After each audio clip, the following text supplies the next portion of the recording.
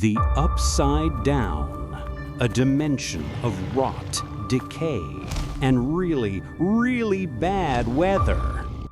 We've spent 4 seasons watching kids on bicycles fight demogorgons and waiting for Will Byers to finally get a haircut that doesn't look like a cereal bowl. But have you ever noticed something weird about the Upside Down? It's not an alien planet. It looks exactly like Hawkins. It's the library, the arcade, the school. Just dark, cold, and toxic.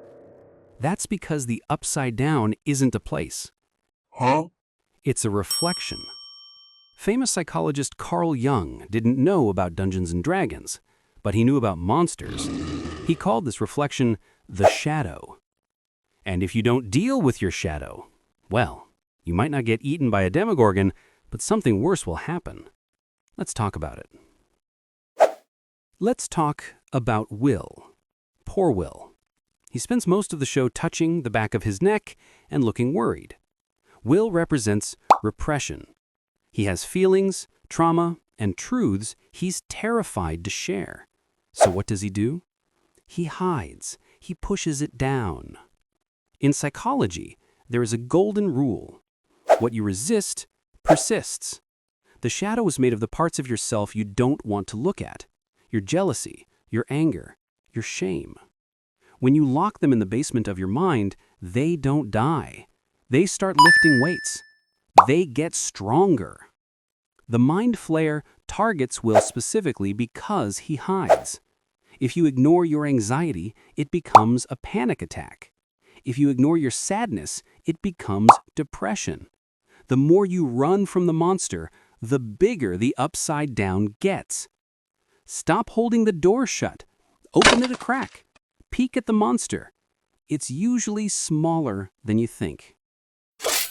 Then we have Henry Creel, or 001, or Vecna, or honestly, the guy has too many names. Let's just call him Squidward from Hell.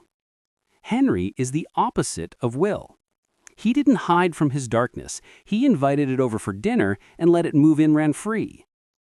Henry looked at the world, saw that humans were flawed and sometimes cruel, and decided, you know what? I'm just going to hate everything. This is what Nietzsche meant when he warned about staring into the abyss.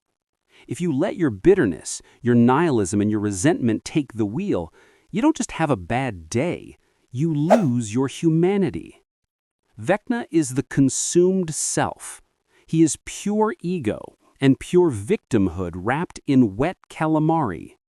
He thinks he's powerful, but really, he's just a prisoner of his own hate. Don't be a Henry.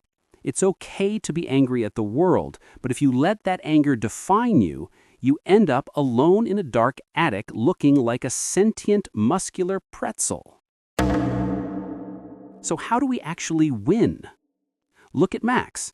In Season 4, she tries to run. She isolates herself. She blasts Kate Bush on repeat, which, to be fair, is a great song, but it's also a wall. She's using music to drown out her guilt.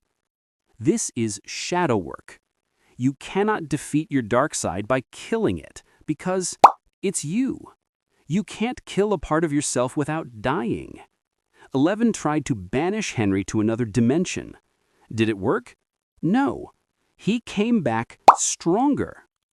The only way 11 and Max survive is when they stopped running and face the memory. They have to look at the trauma and say, I see you. You are part of me, but you don't control me. Integration isn't about being perfect. It's about accepting that you are capable of great good and great evil. You have a monster inside you. We all do. The goal isn't to kill the monster. The goal is to tame it so it doesn't eat the town. The finale of Stranger Things is coming. There will be explosions, psychic battles, and hopefully Steve Harrington wins a fight for once. But the real battle isn't in Hawkins. It's in your head. Your Upside Down is waiting for you. It's full of the things you're afraid to admit. Don't run from it. Don't let it consume you. Turn around, face it. And maybe, just maybe, put on some Kate Bush while you do it. It helps. If you want to build a better character today than you had yesterday, hit that subscribe button. I'll see you in the next one.